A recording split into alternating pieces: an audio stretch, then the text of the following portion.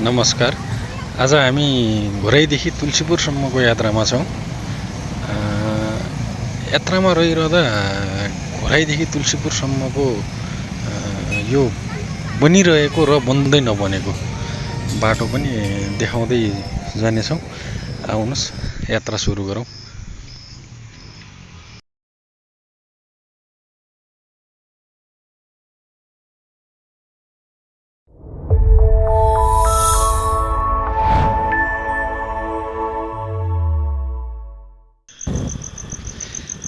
यो हो घोराइ तुलसीपुर 4 लेन सडक खण्ड। हेर्न सक्नुहुन्छ अहिलेको हालको अवस्था भनौँ न। लगभग 7-8 वर्ष भयो होला सायद यो बाटो बन्न लागेको। यो अहिलेसम्म यस्तो छ, धुलो धुवाँ त कुरै छैन।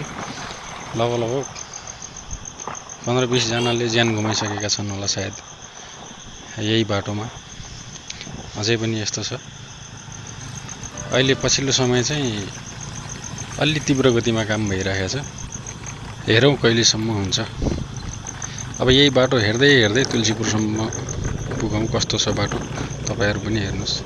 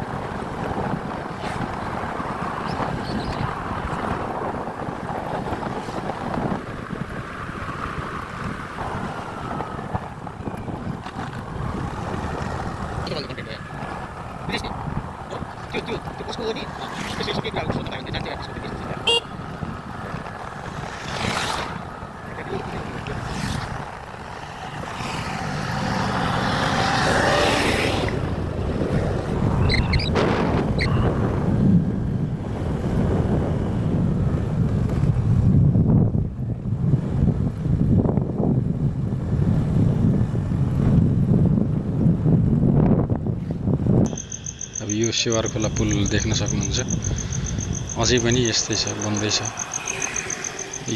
यो बन्न लागेको पनि भयो होला लगभग 6-7 वर्ष त भयो होला यार। त्यो भन्दा अझ बेसी भयो होला, 6-7 वर्ष भन्दा। अझैसम्म यस्तो छ स्थिति, हेर्न सक्नुहुन्छ। अन्य देशहरूले ठुलो समुद्रमा कति लामो पुल बनाइसके। हाम्रो यहाँ पानी नभएको खोलामा बनाउन पनि यत्रो समय लाग्ने, यत्रो वर्ष लाग्ने। के चिजले चाहिँ यो विकासको कामलाई रोक्दो रहेछ यस्तो। यही ठाउँमा हो, भर्खरै हो, धेरै पनि भएको छैन। दुर्घटनामा परेर चाहिँ 2 जनाको ज्यान गएको भन्ने यहीँनेरै हो। अझै हेर्दै जाउँ न अगाडि कस्तो छ।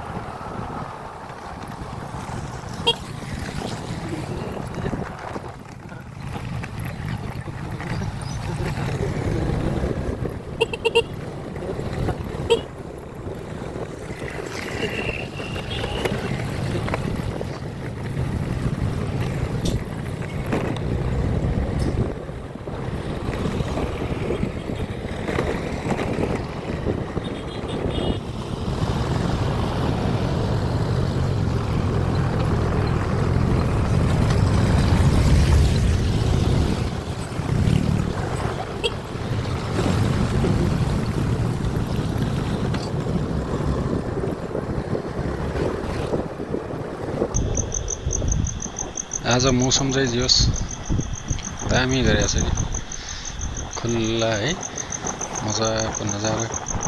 तर बाटो त फेरि उस्तै हो, अलिकति घाम लाग्नुहुन्न धुलै धुलो, अलिकति पानी पर्नुहुन्न हिलै हिलो, जसो तसो लड्दै बढ्दै जस्तो भयो भने नारायणपुरसम्म ल आइयो। ल नारायणपुर बजार यो हो। अब अगाडि अझै हेर्दै जाउँ न, तुलसीपुरसम्मै जाउँ।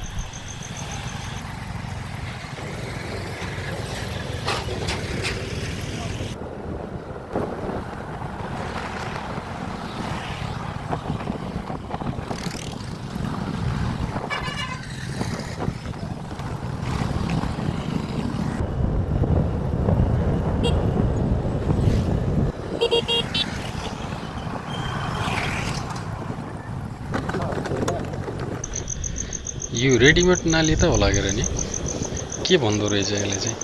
थाहा भएको मान्छेले चाहिँ कमेन्ट गर्नु होला है, के भन्दो रहेछ यो। यस्तो आयो भने त जस काम अलि फटाफट छिटो छिटो हुनुपर्ने होइन र? कोही कोही ठाउँमा चाहिँ भएछ, तर अधिकांश ठाउँमा चाहिँ उस्ता उस्तै छ काम।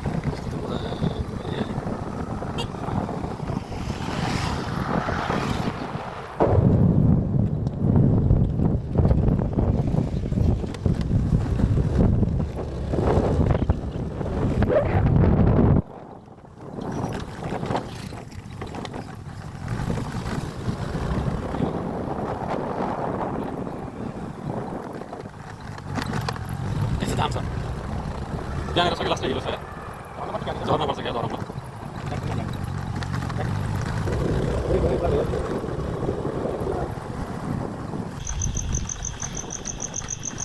ओहो यहाँ त झन् गाडी चाहिँ फस्यो रहेछ क्या, पुरै जाम लाग्यो जस्तो भएको छ। के भएर रहेछ है?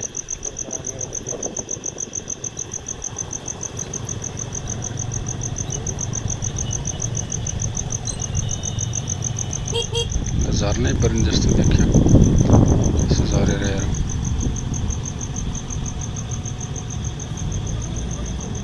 हेर्न सक्नुहुन्छ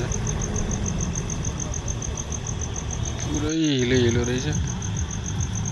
यो चाहिँ हापर खोलादेखि अलि हो र त्यो पिपलको रुख नेर को दृश्य हो यो, हेर्न सक्नुहुन्छ।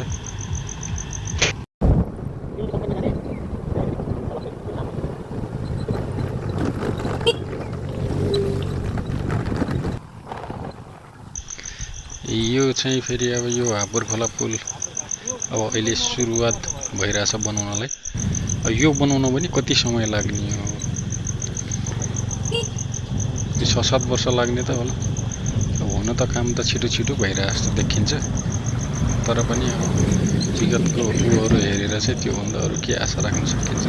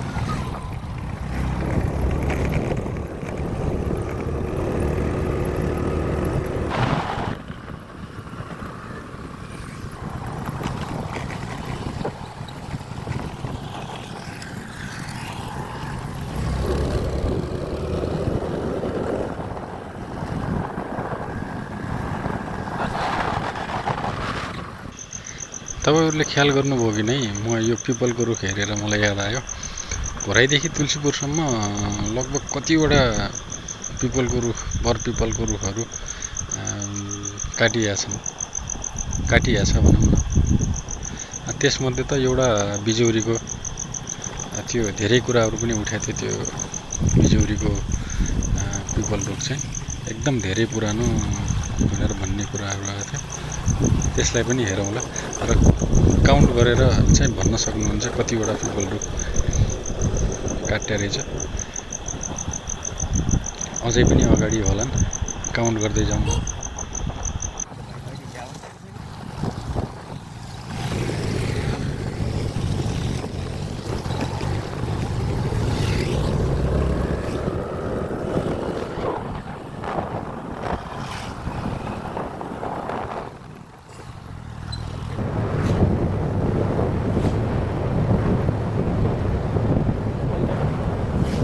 मेरो पनि छैन त्यस्तो गफ।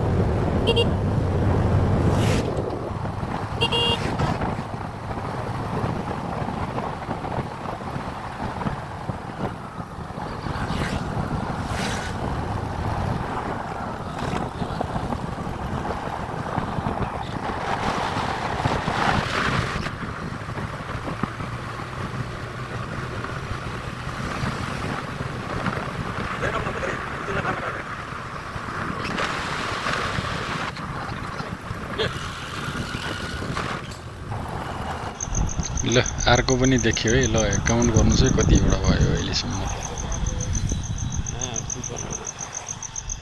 यो पनि जस पुरानै रुख जस्तो देखिन्छ।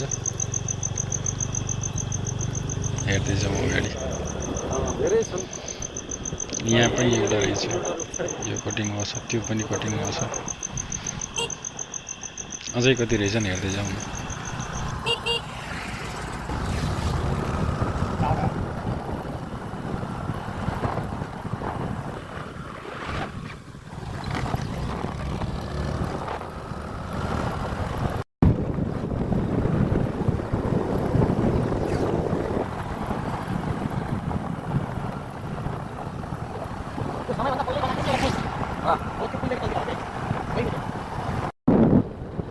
अर्को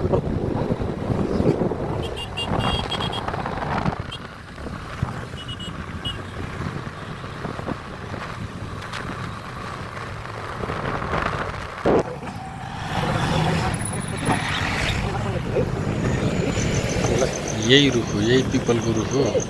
एकदम धेरै चर्चा भएको थियो यो रुखको बारेमा चाहिँ। एकदम धेरै पुरानो 150-200 वर्षभन्दा पुरानो भनेर भन्ने कुरोहरू चाहिँ आएको थियो।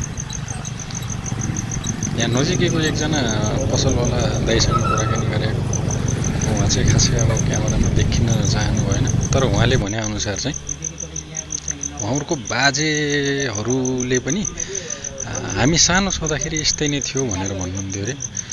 त्यो भनिसकेपछि चाहिँ लगभग 100-200 वर्ष ओभर चाहिँ भयो जस्तो मानिन्छ यो रुख चाहिँ। तर काटियो, के गर्ने, बाटो विकासको काममा अवरुद्ध पनि गर्न भएन। उहाँले त भन्दै हुनुहुन्थ्यो मैले त नकाटौँ भनेर भनेको। अब सबैजनाले काट्ने भनिसकेपछि चाहिँ मेरो केही पनि लागेन भनेर भन्ने यस्तो कुरा गर्नुहुन्थ्यो। यही रुख हो, हेर्न सक्नुहुन्छ। त्यहाँ दाइसँगको छोटो कुराकानी पछि हामी चाहिँ अब फेरि तुलसीपुरतिर लाग्यौँ। यहाँदेखि उतातिर त त्यस्तो बाटोहरू बनिरहेको त छैन, तैपनि हेर्दै जाउँ न।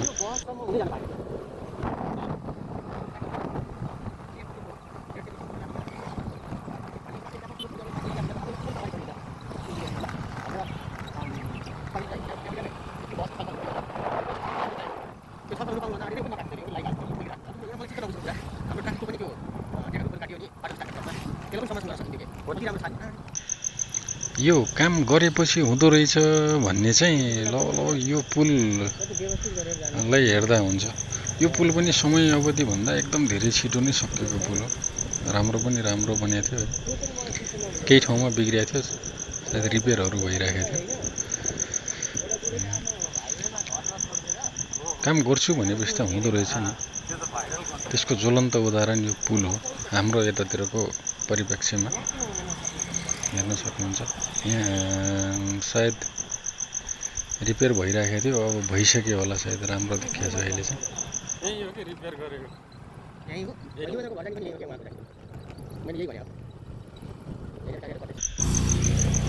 यो चाहिँ पर्सिनीमा एकछिन पानी ब्रेकको लागि रुकेका थियौँ। अब यहाँदेखि तुलसीपुरतिर लाग्छौँ।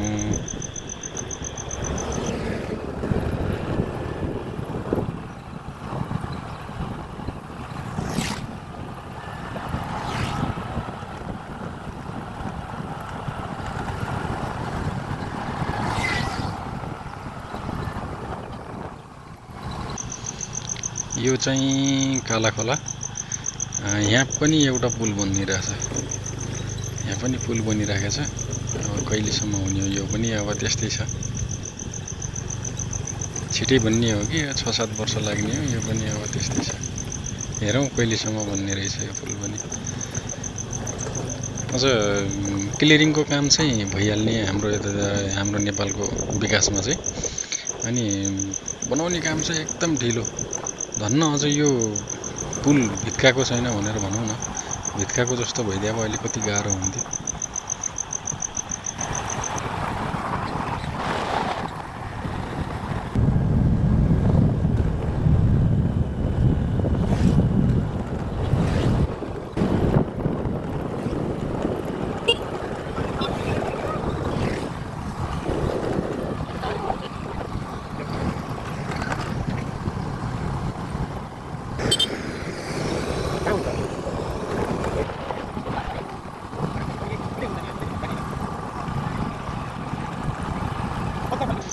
ल अब चाहिँ हामी तुलसीपुर आइपुग्यौँ।